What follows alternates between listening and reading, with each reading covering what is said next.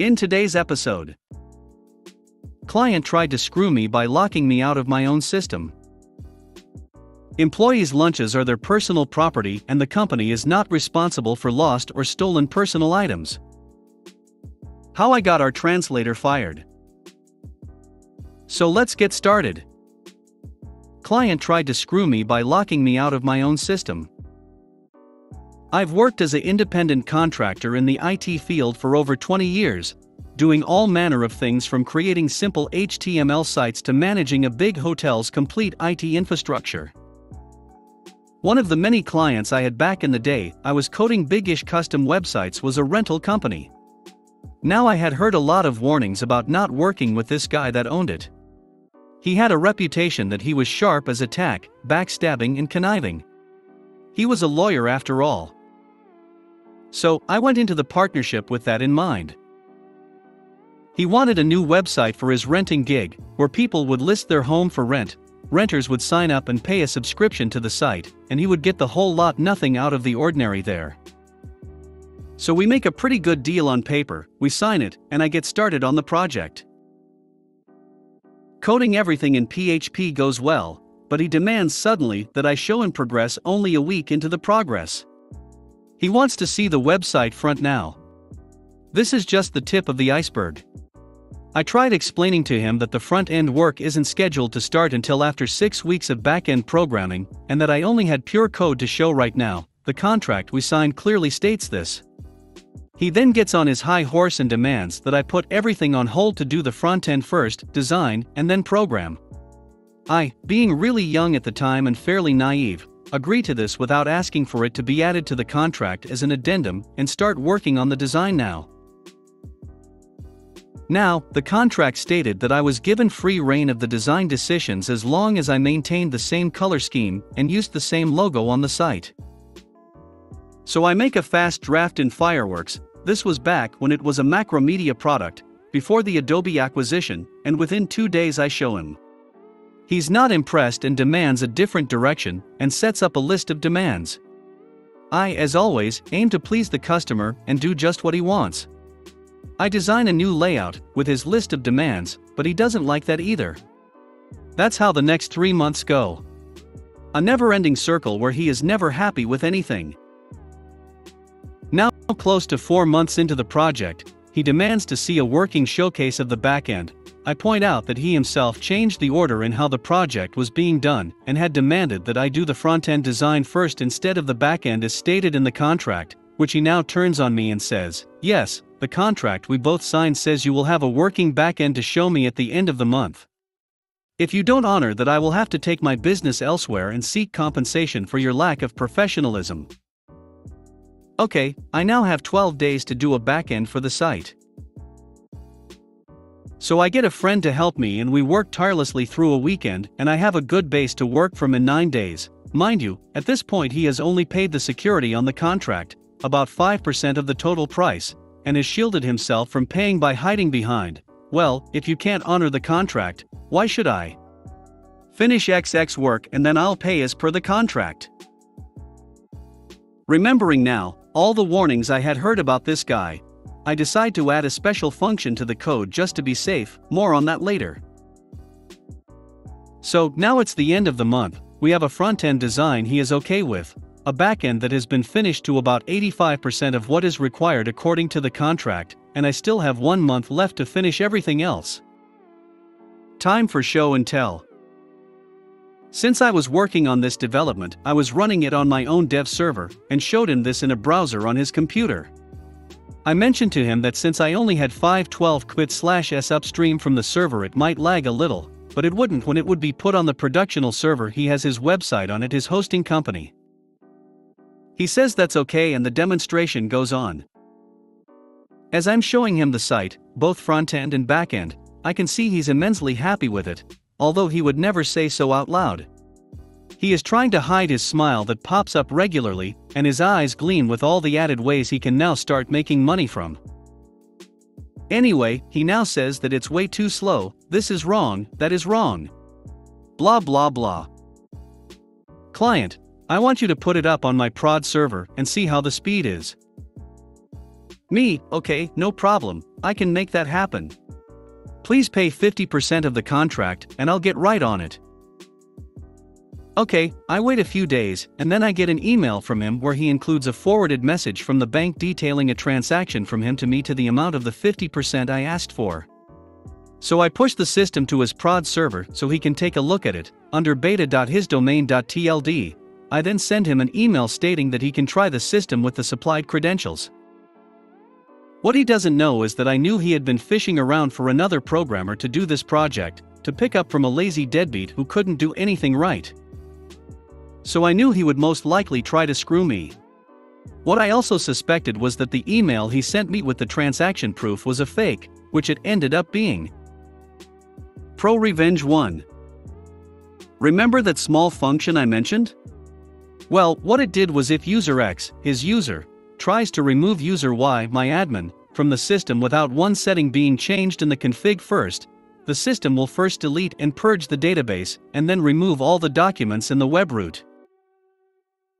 Well, not 5 minutes after he reads the email from me, he does just that. He tries to delete my admin user from the system to lock me out. Guess who has nothing of the project left? He does. Pro Revenge 2. Since it is considered forgery to spoof an email, especially from a bank, I sent the information to the authorities, and he goes under investigation by both the police and the bank lawyers. Pro Revenge 3. I sold the system to a competitor of his for a better price than originally contracted to him, and last I knew he was now blacklisted from owning a company as well as he lost his right to work as a lawyer. I only got that 5% he paid at the beginning and for working for just over 5 months on this project that is hardly anything. But the knowledge of his demise will keep my heart warm for the rest of my life. Employees' lunches are their personal property and the company is not responsible for lost or stolen personal items. Nobody likes a lunch thief, and I had one of the most aggressive at my office. There were rumors for a few months leading up to the inciting incident of someone going around and taking people's lunches. Just about every day someone different would complain that their lunch was missing. It even happened to me once or twice, but I figured, hey, it's a big office, a few people are probably just careless and grab the wrong lunch and are too embarrassed to bring it back, or someone else packs their lunch and they don't know what's in there so it's not obvious they have the wrong one, or whatever. Most people just brought brown bags with their names on it anyways, or identical Rubbermaid Tupperware with a little piece of labeled tape on the side. It was easy enough to mix it up. I had accidentally grabbed a wrong lunch once or twice, but I'd noticed before I got it open. I thought I was just more careful, or even just not as busy as some other people in the building. However, other people weren't as forgiving, and a quorum made complaints to HR. They were blown off. Personally, at the time, I thought it was all much ado about nothing. But then it began. My wife enrolled in a French cooking class online, and just about every day, I was bringing fancy gourmand leftovers in for lunch. You'd think I was picking up a to-go bag from a Michelin-starred bistro on the way in each morning. She really threw herself into the coursework. There were no problems for about 2 weeks, maybe 3, until one day my lunch went missing. Considering what delicacies I had to look forward to, I was pretty miffed, but I did a once-over around the break room and didn't see anyone eating my lunch, so figured someone grabbed my bag by accident earlier, saw how good things looked, and realizing it was their lucky day didn't bring it back to the fridge. I wrote the mysterious stranger off as an A****, but accepted the loss and looked forward to dinner that night instead. Next day I write my name on my lunch in extra bold lettering, jam the bag into the back of the fridge, and feel peace of mind. I get there come break time, nope, it's gone. I was pretty upset, but I figured it was a stroke of bad luck, and left it at that. What else could I do? However, third day, out of an abundance of caution, I kept my lunch at my desk. A pain, because I had to eat it fairly early in the day to avoid spoilage, but at least I'd know where it was. I got up to take care of some business down the hall, and when I came back, yep, my lunch was gone. Unfortunately, that didn't help me narrow it down much at all because my desk is centrally located, so everyone's constantly passing by. At that point, there was no possibility of the theft being arbitrary, so I approached HR and filed a complaint. Their response, practically verbatim, was, "Employees' lunches are their personal property, and the company is not responsible for lost or stolen personal items." The following day, my wife packed a cream-based soup that really had to be refrigerated. I was passing by the break room to check on my lunch practically every 5 minutes. Somehow it still managed to disappear. I was irate at this point and returned to HR and really blew my top. The best they could do was send a memo around about remembering to check the name on your lunch when you remove it from the fridge, but they made very clear that it was a routine memo and in no way related to my complaints, which were not their jurisdiction, so not an admission of responsibility, because my lunch was my own personal problem. The only suitable alternative to packing a lunch available in the building are these wretched shrink-wrapped ham and cheese sandwiches from a vending machine. They've been marinating in the heat for God knows how long, and the bread is as stale as corkboard, and the meat is rancid, and there's gluey mayo smushed into the center. It's a relic of the old office tenants, I'm pretty sure. I vented daily to my wife, but her only idea was to start bringing a regular sandwich and apple again to dissuade the thief and get him to move on to other lunches. So, determined to prevent this low-life scum from downgrading the quality of my lunch, I hatched an elaborate plan. Then the pandemic hit, and I forgot all about this whole saga. I worked remotely for months and months. Then we returned, and after all that had happened globally, this was the last thing on my mind.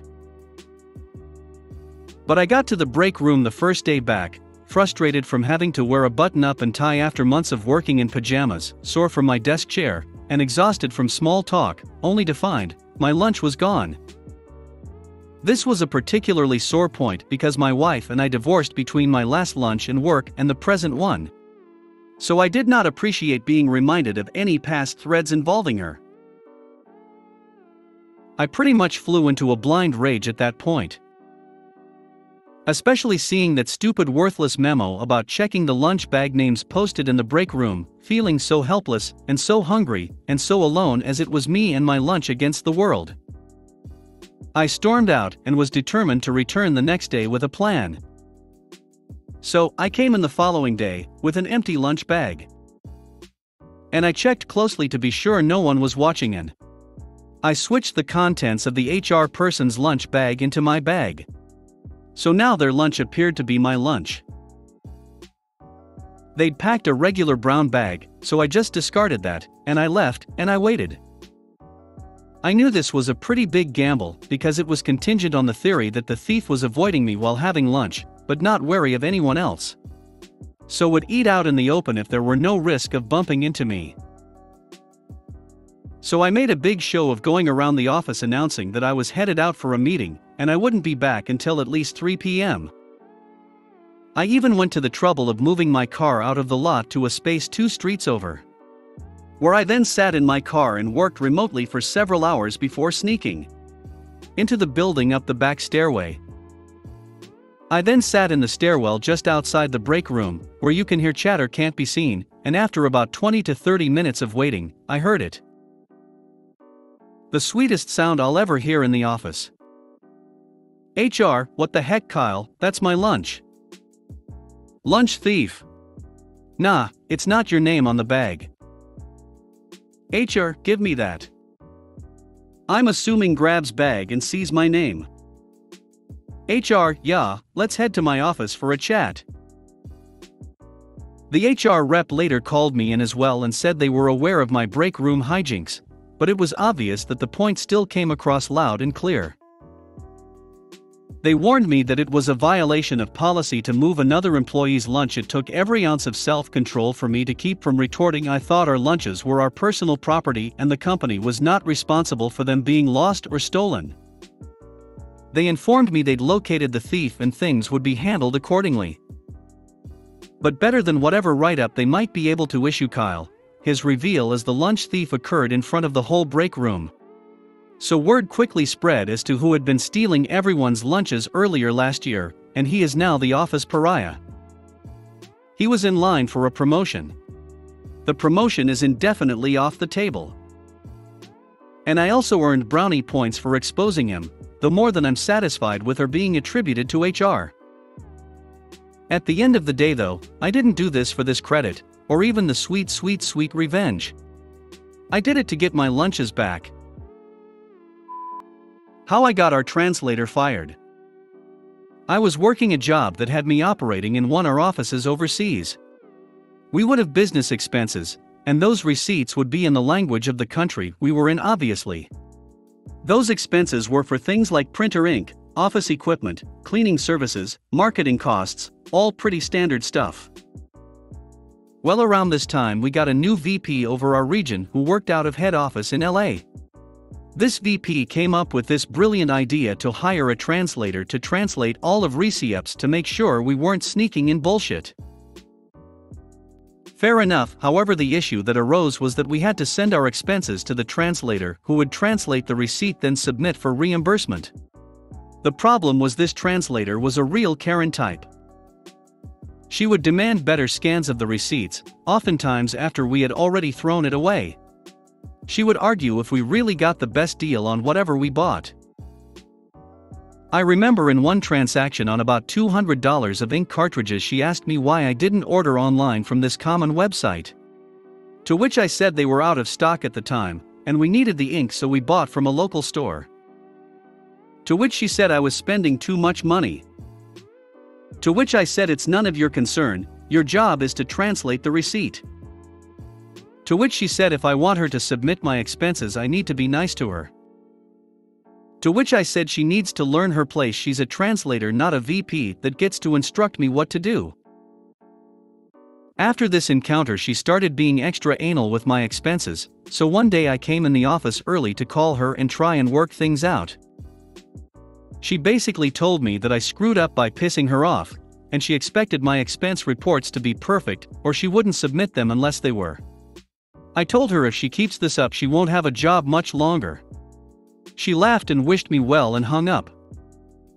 A few months later we had our annual meeting in LA, and after the meeting we were at a bar, and I walked up to our VP and started up a conversation. I steered the conversation to expenses, and I asked him how much in monthly expenses did he typically reimburse us for in the country we worked out of. He said about $3,000 to $4,000. I acted surprised and asked, "Is that all?" He goes, "Yeah."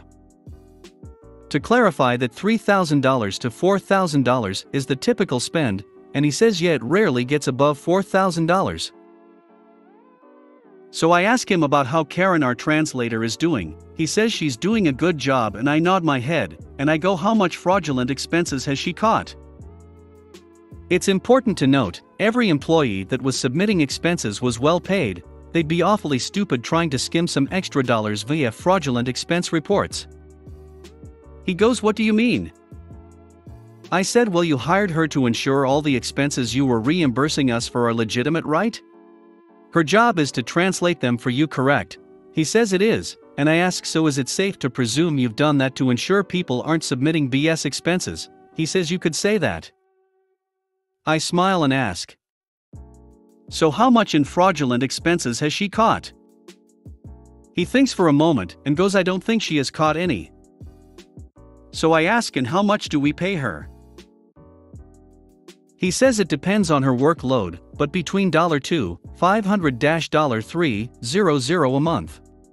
I smile and ask, does it make sense to pay someone $3,000 a month to translate $3,000 in receipts?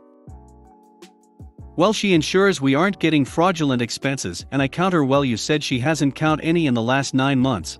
And the expenses are always between $3,000 to $4,000, so as long as the expenses stay in that range, wouldn't it be safe to assume that the expenses are legitimate? And couldn't you bring on a translator on a contract basis if they get out of hand? He sees my point. And imagine the cost savings, we would probably save over $40,000 a year. That's a good chunk of change, isn't it? The VP tries to defend his position, but she does a good job and I counter, but you could frame this as you've saved us $40,000 a year and created a baseline to judge expenses by. Cutting costs is always good for the bottom line and the end of the year bonuses, isn't it? FYI, I knew that a major percent of a VP comp package with the company had to do with the company's margin at the end of the year. The bigger the margin, the bigger the bonus. You can see the twinkle in his eye. We carry on the rest of the night. A few weeks later we get an email from the VP saying that we are submit to all our expenses directly to the admin for reimbursement, and that we have let go of Karen. FYI, Karen wasn't her real name, obviously. Thanks for watching.